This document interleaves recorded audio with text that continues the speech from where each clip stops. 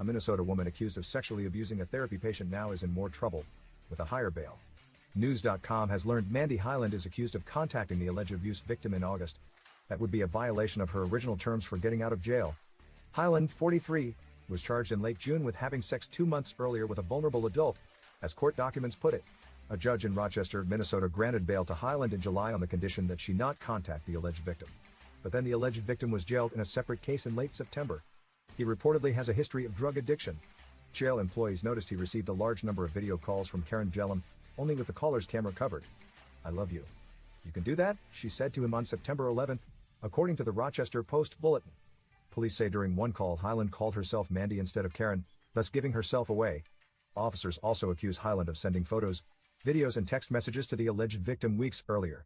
Call TV reports Hyland was ordered back to jail Thursday, October 5th, on $1 million bail. It is unconditional, with her next court appearance scheduled for November 21st. Hyland once owned a counseling center in Rochester and was licensed as a psychologist. That's apparently where she met the alleged victim. He told police he grew attached to Hyland while she was his therapist because she was the one person he could trust. "I love you. I want to love you forever. I want you to love me forever," Hyland reportedly wrote in one text. According to Call TV, the man tried to get away from Hyland by checking into a crisis center for mental health reasons. But she somehow learned his new phone number. The state of Minnesota ordered Hyland to stop all social work in August.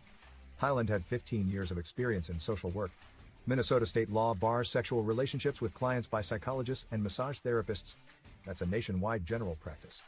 The American Psychiatric Association, American Psychological Association, and National Association of Social Workers view therapist-client sexual relationships as inappropriate, a 2020 study in the Journal of the American Academy of Psychiatry and the Law said. But news also is reporting on an Ohio case where a social worker is accused of having sex with a teenage client within months of receiving her license. The 2020 study also noted the American Medical Association opposes any sexual relations between physicians and current patients, but allows exceptions with former patients.